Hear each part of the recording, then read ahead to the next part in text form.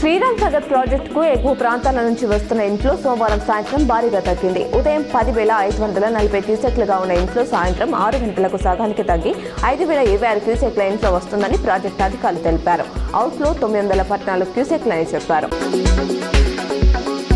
నిజామాబాద్ ప్రభుత్వ general హాస్పిటల్ను referral centre గా తీర్చిదిద్దుతున్నట్లు మంత్రి దామోదర్ రాజనరసింహ తెలిపారు.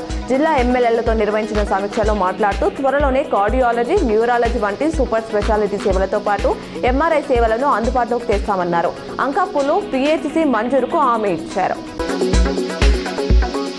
సంక్షేమ వసతి గృహాలు, గురుకులాలు, రెసిడెన్షియల్ స్కూళ్లు, కళాశాలల నిర్వహణలో నిర్లక్ష్యం వహిస్తే కఠిన చర్యలు తప్పవని నిజామాబాద్ అదనపు కలెక్టర్ వి భుజంగరావు హెచ్చరించారు. సోమవారం కలెక్టరేట్లో ఆయన అన్ని సంక్షేమ శాఖల ప్రభుత్వ విద్యా సంస్థల అధికారులు, నిర్వాహకులు, కాంట్రాక్ట్ ఏజెన్సీల ప్రతినిధులతో సమీక్ష నిర్వహించారు.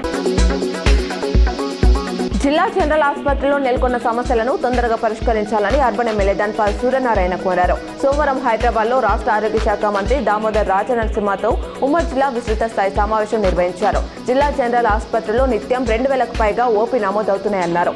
ఆసుపత్రిలో మల్టీ స్పెషాలిటీ స్థాయి సౌకర్యాలు ఏర్పాటు చేయాలన్నారు. ప్రజలకు నాణ్యమైన, మెరుగైన వైద్య సేవలను అందుబాటులోకి తీసుకురావడానికి ప్రభుత్వం కట్టుబడి ఉందని రాష్ట్ర ప్రభుత్వ సలహాదారు షబీర్ అలీ స్పష్టం చేశారు. ఆరోగ్య శాఖ మంత్రి దామోదర్ రాజనరసింహ అధ్యక్షతన నిజామాబాద్ జిల్లా ప్రభుత్వ ఆసుపత్రులపై ఉన్నత స్థాయి సమీక్ష నిర్వహించారు. ఈ సమావేశంలో షబీర్ అలీ మాట్లాడారు. ఈ కార్యక్రమంలో ఎమ్మెల్యేలు భూపత్ రెడ్డి, ధన్పాల్ సూర్యనారాయణ, రాకేష్ రెడ్డి పాల్గొన్నారు.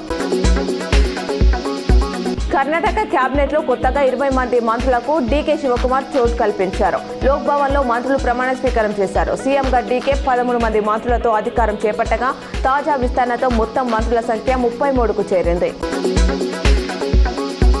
Nizamabad police commissioner P Sai Chaitanya సోమవారం నిర్వహించిన ప్రజావాణి కార్యక్రమంలో జిల్లాలోని వివిధ ప్రాంతాల నుంచి వచ్చిన 30 ఫిర్యాదులను స్వీకరించారు. ఫిర్యాదుదారుల సమస్యలను విని చట్ట ప్రకారం త్వరితగతిన పరిష్కరించాలని సంబంధిత పోలీసు అధికారులకు ఆదేశాలు జారీ చేశారు.